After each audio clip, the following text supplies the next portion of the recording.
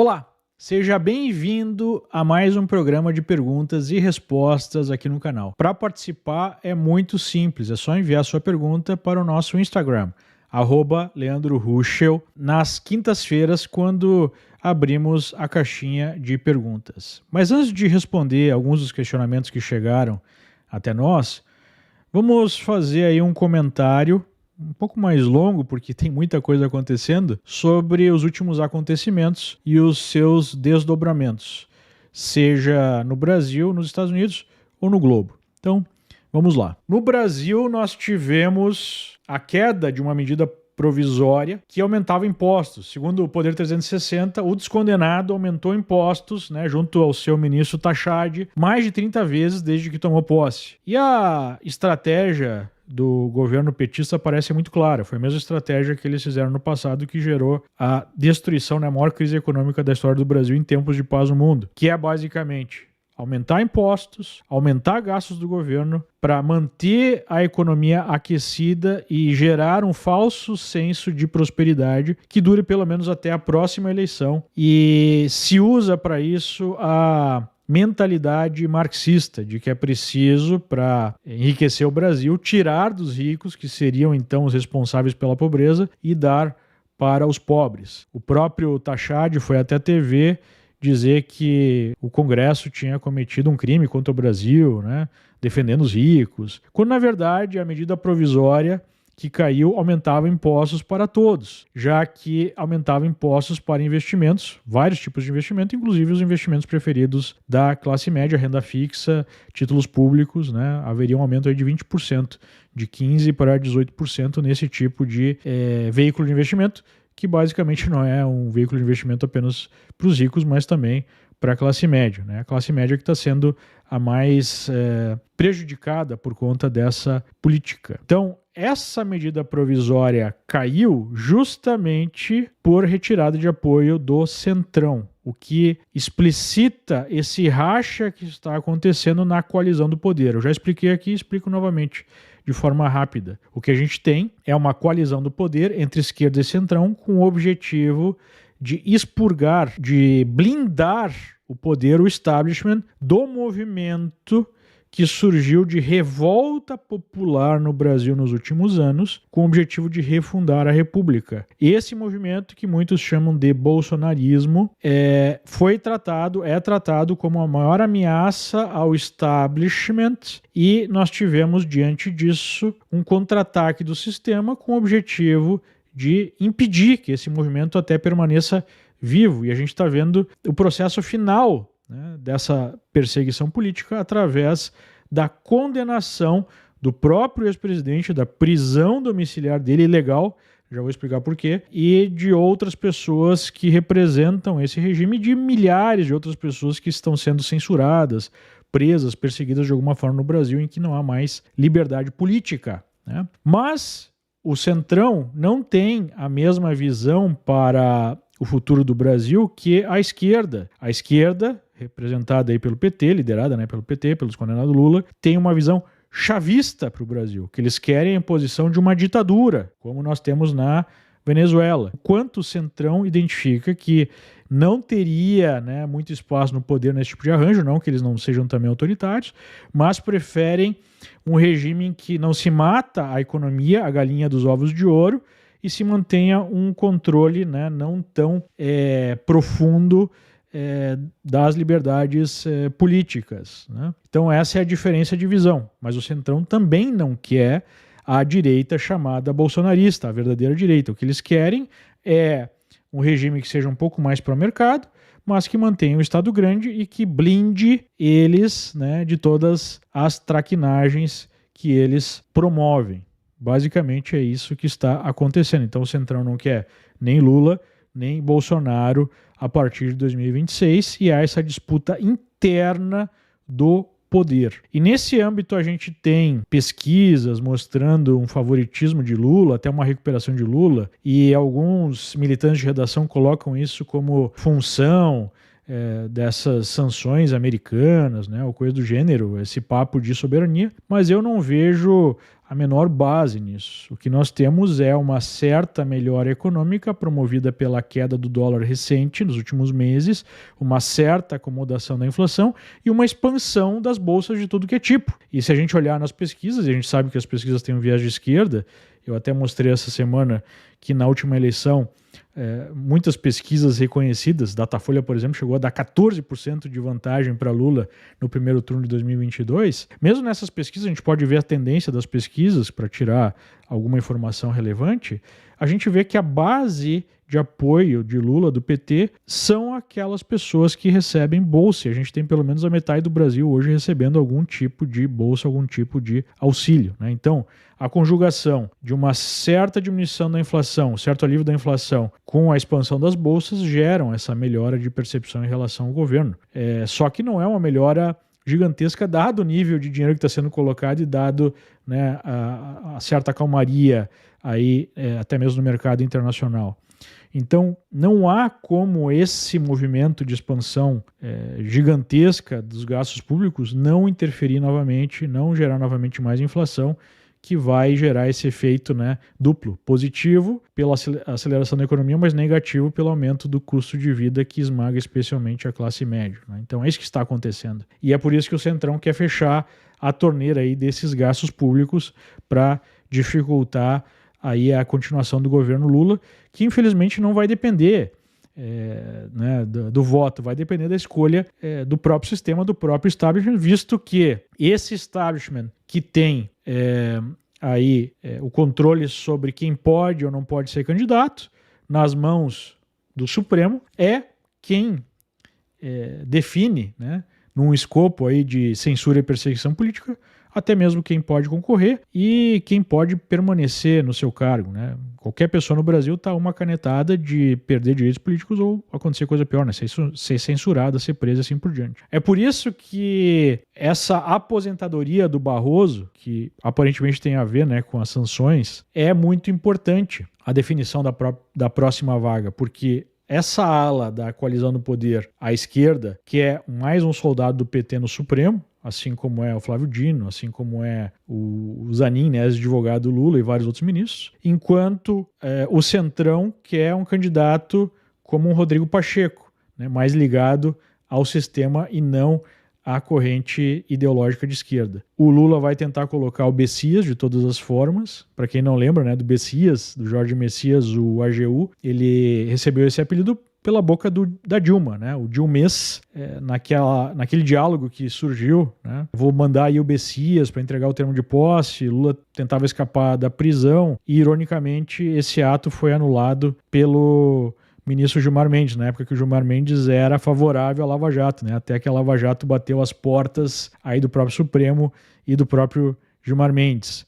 Mas esse é o tipo de soldado do PT que o Lula quer colocar no Supremo para substituir o Barroso. Não que o Barroso não fosse de esquerda, mas ele não era necessariamente um soldado do petismo, enquanto que o sistema quer alguém mais próximo ao establishment e não necessariamente ao PT, né? E como vai se desenvolver essa escolha vai dar uma boa ideia do nível de fato de racha que existe nessa coalizão entre esquerda e centrão. E esse conflito todo acontece no escopo da manutenção desse processo de repressão à direita, em que nós temos mais pessoas na direita que podem ser presas por conta desse show trial, né, do golpe que jamais aconteceu, ou da tentativa de golpe que jamais aconteceu.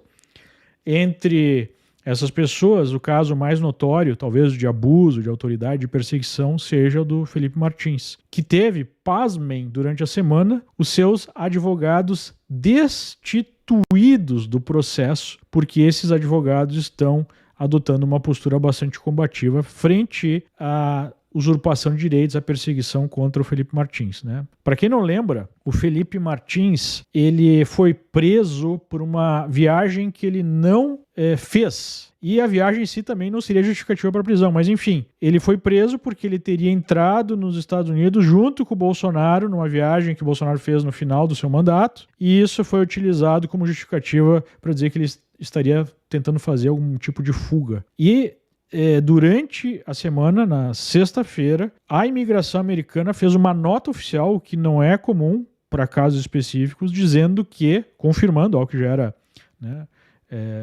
já era sabido, mas que não havia uma confirmação oficial, que o Felipe Martins jamais entrou nos Estados Unidos. Aquela entrada foi falsa, foi promovida, foi provocada por alguém, isso está sob investigação, e a nota ainda é muito dura, dizendo, né, que essa informação falsa foi utilizada pelo ministro Moraes para mantê-lo preso. E a nota lembra que o próprio ministro Moraes está sob sanções da Lei Magnitsky, sanções por violações de direitos humanos. Então, isso demonstra a gravidade do que está acontecendo. Essas sanções não aconteceram do nada. Por mais que o ministro Barroso venha a público, por mais que haja todo um esforço da militância de redação para dizer que não houve, né, esse tipo de perseguição no Brasil, de violação de direitos humanos, esse caso deixa claro que houve. E isso justifica as sanções. E isso coloca em dúvida e gera perda de legitimidade de todo esse movimento, né, de defesa da democracia. E esse caso mostra uma outra coisa que é a base desse regime de perseguição, que é a união entre, basicamente, o regime e a chamada imprensa profissional para censurar e perseguir. Por quê? Porque nesse caso da entrada falsa do Felipe Martins, houve a participação de um militante de redação chamado Guilherme Amado, do Metrópolis, agora nem está mais no Metrópolis, que na época deu a notícia de que o Martins teria tentado entrar, ou entrou nos Estados Unidos, enfim, e que depois teria evaporado. Essa era a chamada. E essa informação foi utilizada lá na decisão da polícia de indiciar e pedir a prisão do Felipe Martins. E agora fica evidente, até pelas informações que surgiram, que eles sabiam que o Martins estava no Brasil e mesmo assim utilizaram essa informação com a ajuda da militância de redação. E aí fica a dúvida, né? Quem é que falou pro jornalista, entre aspas, né, dar essa notícia para prendê-lo, talvez para extrair aí alguma delação premiada. E aí surge, conectado a esse caso, o caso do Eduardo Tagliaferro, que também, né, já falou sobre o Guilherme Amado. O Eduardo Tagliaferro, nessa semana, teve algumas das medidas contra ele relaxadas, né? Basicamente, ele tinha sido proibido de deixar a comuna onde ele estava, que é tipo uma cidade, e ele pode agora circular em toda a Itália. Ele disse que teve uma audiência muito boa com o juiz e o juiz do caso entendeu o que está acontecendo. Vamos lembrar, Eduardo Tagliaferro, assessor da Justiça Eleitoral, que está abrindo a boca e revelando todas as irregularidades que aconteceram durante as eleições de 2022. Todo o processo massivo de censura e perseguição à direita que aconteceu. E por conta disso, há um pedido de prisão contra ele e um pedido de extradição da Itália, assinado por ninguém mais, ninguém menos que o ministro Moraes, que é um dos alvos das suas denúncias. Então, como é que nós podemos dizer que o Brasil tem uma democracia, tem um regime, né, livre, que há a vigência do Estado Democrático de Direito, quando um servidor público faz denúncias graves e ao invés dessas denúncias serem investigadas, e denúncias que têm base, essas denúncias são utilizadas para persegui-lo, para prendê-lo e para pedir até a extradição dele. E talvez a justiça italiana veja isso, conforme a justiça americana já viu, ainda no caso do Alan dos Santos, conforme a justiça espanhola viu no caso do Oswaldo Eustáquio, né, que está em exílio na Espanha. Ou seja, jornalistas ou ex-funcionários públicos exilados em vários países diferentes sendo perseguidos, é óbvio que isso se trata de uma ditadura, né? E o Tagliaferro conta que num outro caso, no caso lá dos empresários de direita que foram perseguidos, foram censurados numa conversa privada de WhatsApp, um deles falar, né, que preferia até mesmo uma ditadura do que a continuação ou a volta dos condenados ao poder. Por conta disso, eles foram censurados, foram perseguidos por um processo que iniciou quando esse mesmo Guilherme Amado apresentou uma notícia recebendo prints de um jornalista infiltrado nesse grupo pelas mãos de uma outra militante do PT que, segundo o Tagliaferro, trabalhava, né, lá na Justiça Eleitoral para fazer denúncias e perseguir, censurar a direita. Então, esse Guilherme Amado é chave para entender esse caso do Martins, mas evidencia uma proximidade grande entre o regime, né, com o seu braço lá policial, e a imprensa para sistematicamente perseguir a direita. Isso que fica exposto né? Então, basicamente, enquanto nós não tivermos a anulação de todos esses procedimentos que são patentemente ilegais, né, até pelo próprio fato das supostas vítimas serem também os investigadores, serem os juízes do caso, isso é suficiente já para anular tudo isso, mas agora tem mais informações que mostram o nível de abuso, né, de manipulação da justiça que aconteceu.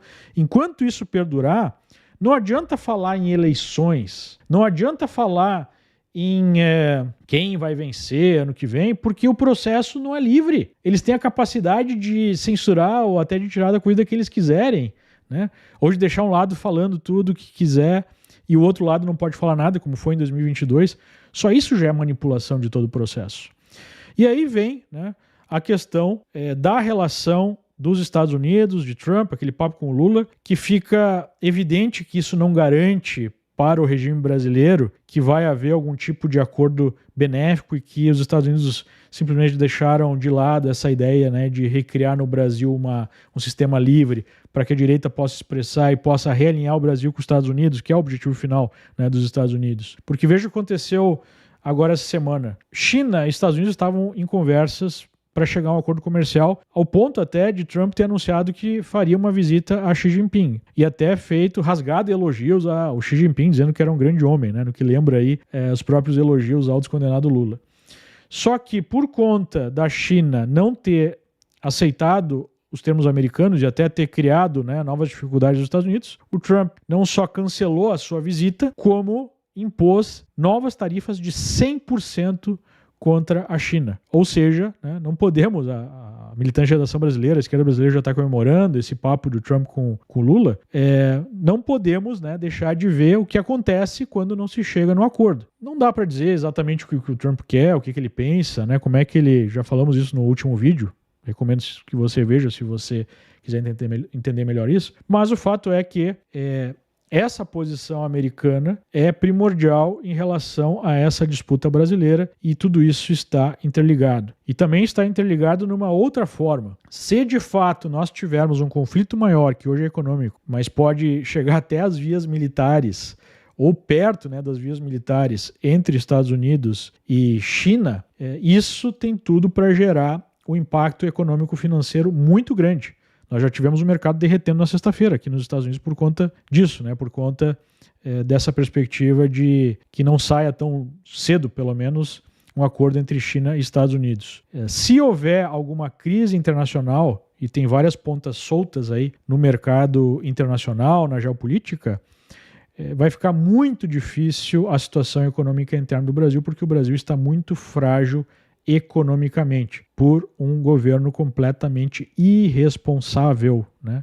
E que busca um caminho totalitário do ponto de vista político e um caminho inflacionário e de destruição da economia interna, né? Então, vejam que está tudo interligado. Do ponto de vista brasileiro, o que importa é acabar com esse regime de censura e perseguição política, seja por anulação de tudo isso, que parece muito difícil, seja através de uma anistia ampla, geral e restrita.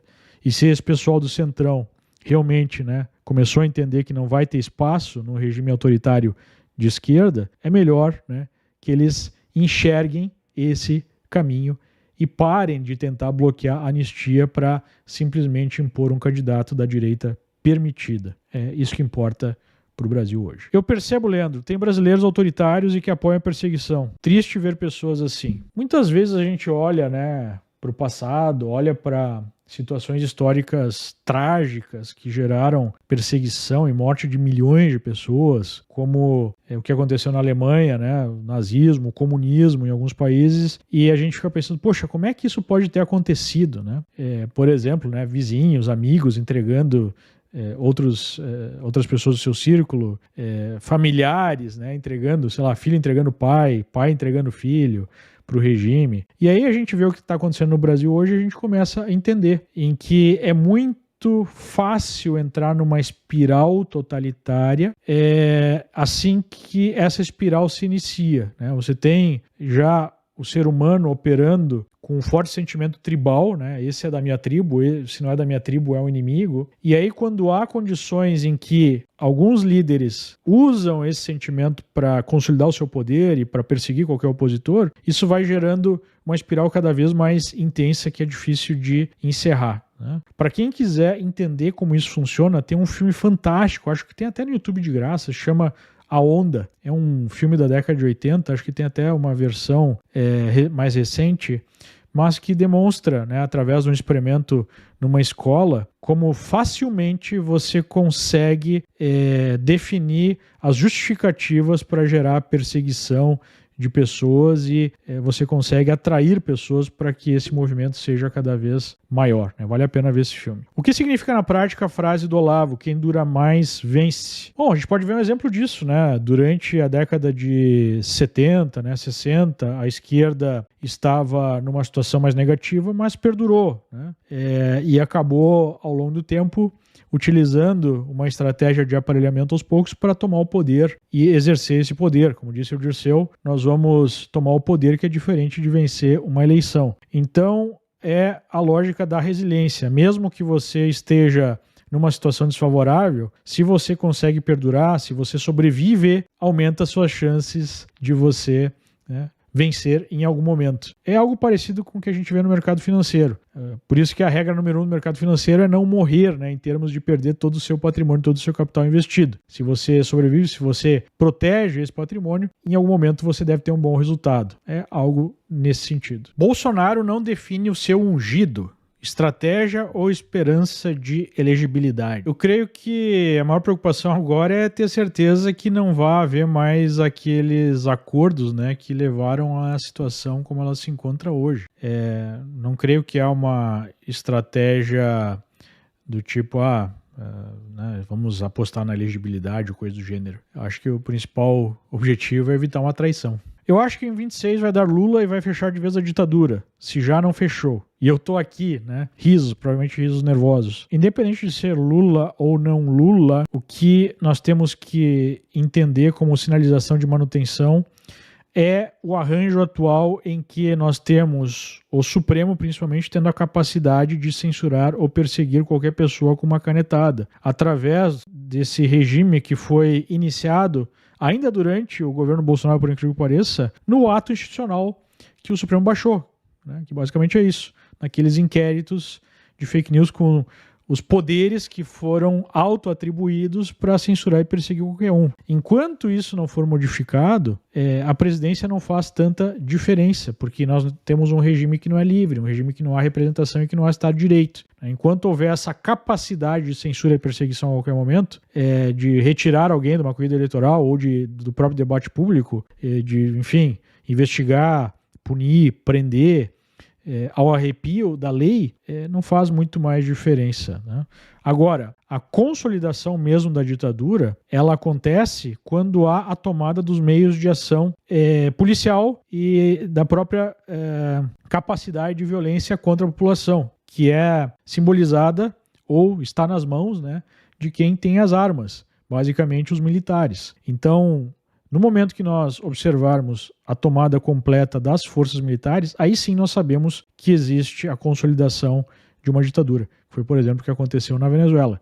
Não parece que seja ainda o caso no Brasil, né, apesar de ter algumas evidências bastante preocupantes, mas não há um controle absoluto desse poder armado, né? Enquanto isso não acontecer, há a possibilidade de uma reversão desse regime por meios pacíficos. Como o mercado está reagindo com Lula supostamente liderando as pesquisas em 2026? Há uma percepção no mercado em geral ainda que haverá uma mudança de poder em 2026, uma mudança de rota no país, porque o país simplesmente não aguenta a manutenção desse processo de erosão das contas públicas e erosão da própria economia. Então, há ainda um otimismo em relação a um candidato, a um novo presidente para o mercado. O establishment político representado pelo Centrão quer isso, e isso ainda é a tese principal. Mas eu acho que essa tese é muito otimista em relação ao nível de poder que a esquerda tem, não necessariamente no voto popular, mas no aparelhamento das instituições, especialmente o topo do judiciário. Estados Unidos contra o regime de Maduro, vai esquentar esse conflito? Olha, é possível que sim, né? O Trump está colocando forças militares lá em torno da Venezuela, o Maduro parece estar bem preocupado, está bastante escondido, vazou aí uma suposta proposta em que ele entregava minerais, né, outras commodities para o controle americano, tem petróleo, e até prometia romper laços com a Rússia, com a China, se os Estados Unidos não invadissem ou não, né, tivessem uma postura mais hostil. Aparentemente o Trump não gostou da proposta, mas enfim, há uma visão americana e uma mudança na geopolítica em que os Estados Unidos dão mais importância para o seu quintal.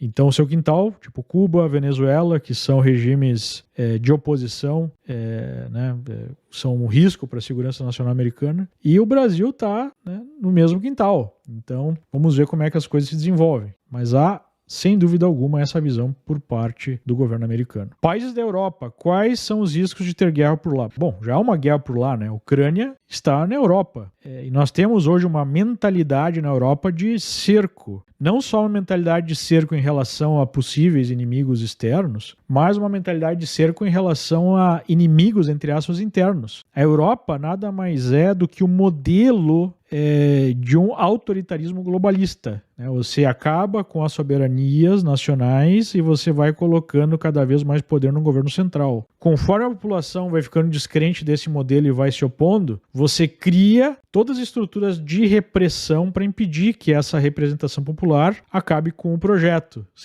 centralizador de poder. Então, a Europa hoje é uma central de censura e perseguição política, que inclusive faz escola no Brasil. Aqui nos Estados Unidos, o globalismo sofreu uma derrota profunda com esse segundo mandato do Trump. O primeiro mandato já tinha sido, né, a primeira derrota. Eles achavam que tinham conseguido acabar com esse movimento através da perseguição a Trump, através da manipulação das eleições para colocar um democrata senil na presidência, mas houve uma mudança. Então hoje os Estados Unidos representam aí uma dura derrota a esse projeto, mas na Europa o projeto segue vivo e buscando a imposição da censura não só na Europa, mas no mundo inteiro. Os iluministros algum dia perderão o poder? Todos cairão? Bom, a gente teve um aí que pediu para sair, né? Justamente por conta, e ele mesmo diz, né, por conta dessa pressão, desse custo pessoal que ele colocou. Mas o fato é que conforme o topo do judiciário brasileiro vai atuando como um partido político, como um instrumento de censura e repressão, ele sistematicamente vai perdendo legitimidade. E a perda de legitimidade é um primeiro passo, é uma semente para uma mudança mais profunda em algum momento. Vai acontecer? Quando vai acontecer? Não sei. Mas há um caminho sistemático de perda de legitimidade, o que faz com que o sistema opere de maneira cada vez mais agressiva, cada vez mais truculenta, porque a partir do momento que você perde a legitimidade, esse é o único caminho de manter o poder. Agora, a truculência, a arbitrariedade vai gerando aí um sistema mais frágil, que pode ser alvo, né, de mudanças profundas no caso de instabilidade política que vai ser promovida novamente em algum momento. Teremos lives sobre o ano de eleição? Claro, né? Teremos várias lives, inclusive a Liberta está promovendo um evento especial que será uma série de encontros para falar sobre o cenário eleitoral e os seus impactos no mercado financeiro, nos seus investimentos. Então, se você se interessou, não deixe de clicar no link e acompanhe esse vídeo para mais informações. As redes sociais são um perigo para as democracias do mundo, Leandro? Não, na verdade, as redes sociais livres são uma ameaça a qualquer establishment autoritário.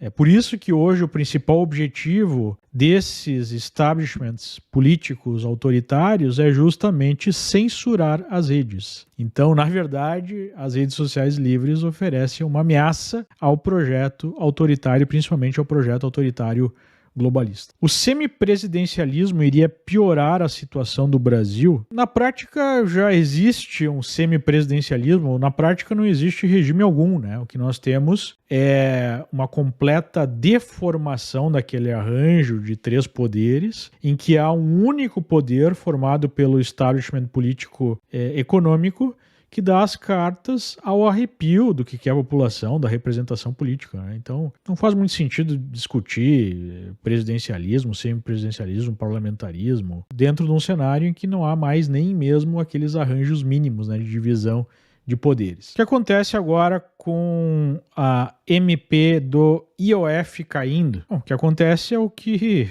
acontecerá, o que acontece desde o começo desse desgoverno, que é a busca por outras formas de se aumentar impostos. A lógica desse desgoverno é simples. Vamos expandir ao máximo os gastos públicos, vamos aumentar ao máximo a arrecadação para criar uma onda de prosperidade artificial, para angariar apoio político e consolidar o poder, mesmo que lá na frente a economia exploda. Melhor ainda se explodir, né? Porque mais gente na pobreza, se a gente conseguir consolidar o poder, ficará mais fácil para manter esse poder, né? Essa é a lógica desse regime. Migração patrimonial, carreira e investimento para os Estados Unidos. Ainda é um bom momento? Sem dúvida que é um bom momento e será um bom momento pelo tempo das nossas vidas, né? Há um papo aí presente, né, de queda do Império Americano, de mudança fundamental na situação global, mas a verdade é que sim, né,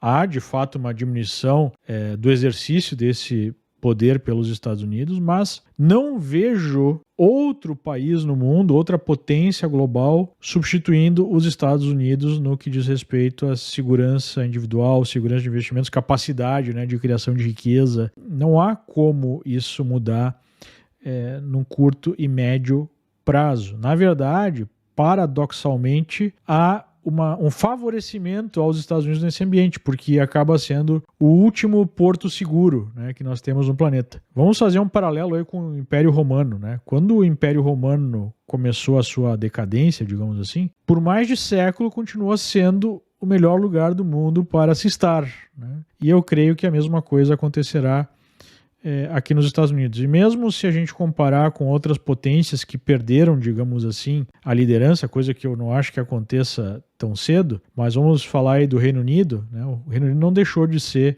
um certo porto seguro para investimentos ao longo desse período de decadência, né? Claro que hoje o Reino Unido está numa situação muito pior que os Estados Unidos, né? Mas ao longo desse processo aí continuou sendo uma alternativa muito interessante. Quem será o herdeiro político de Lula? Ele será ainda mais radical do que Lula já é? É difícil, né, falar em herdeiro de Lula, e esse é o grande problema da esquerda brasileira.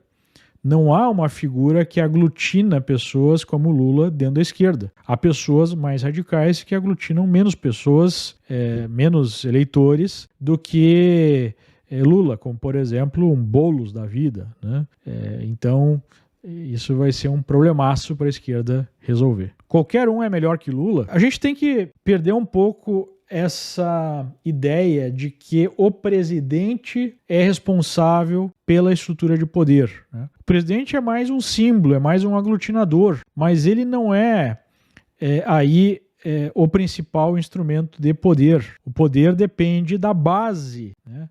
A base institucional, da base de apoio, e é isso que é preciso construir no Brasil, as condições efetivas, materiais de exercício desse poder. É por isso que, de uma certa forma, o governo Bolsonaro não conseguiu mudar o que precisaria ser mudado, porque um presidente sem uma base de poder pouco pode fazer, ou até mesmo acaba servindo como um instrumento de justificativa para se promover o inverso daquilo que o presidente define, né? Por mais apoio popular que ele tenha. Então, o poder requer uma mudança da estrutura de base, e é isso que a direita precisa entender. O caos é enorme, mas se o fato de o PT não ser mais a maioria, já podemos dizer que a população está acordando? Eu, por exemplo, só votava na esquerda. Sim, nós podemos dizer que a população não só está acordando, como acordou, e acordou lá por 2013, e é exatamente isso que produziu esse sistema de censura e repressão hoje. O problema é que acordar não é o suficiente para promover uma mudança. Por exemplo, na Venezuela, 90% da população quer uma mudança, mas não tem os meios de ação necessários para promover essa mudança. Então, acordar, ok, muito interessante. Promover, né, esse despertar, ótimo. Despertar as pessoas, despertar as consciências, ótimo. Mas tem um segundo ponto que é super importante, que é determinante, que é se organizar de uma forma que você tenha a capacidade de promover as mudanças que você quer. A esquerda descobriu isso há umas 5 ou 6 décadas e passou a trabalhar num processo de aparelhamento das instituições, justamente com o objetivo de ter meios de ação para controlar o Estado, ou controlar até mesmo a situação política, porque não envolve só o controle de instituições estatais, mas também instituições fora do Estado, como, por exemplo, a imprensa, né? Então, não é só a consciência que resolve, é a consciência mais a organização. Nesse caso, até mesmo uma minoria consegue alcançar o controle político. Muito obrigado pela sua atenção. Se você gostou desse vídeo, não deixe de fazer a sua inscrição no canal e de enviar esse material para o seu grupo de amigos, para o seu grupo da família, né, para o seu grupo aí da empresa, que a nossa mensagem chega mais longe. Muito obrigado, até a próxima. Tchau, tchau. Se você chegou até aqui, é um bom sinal. Para assistir os vídeos completos, acesse nosso site ou baixe nosso aplicativo totalmente grátis.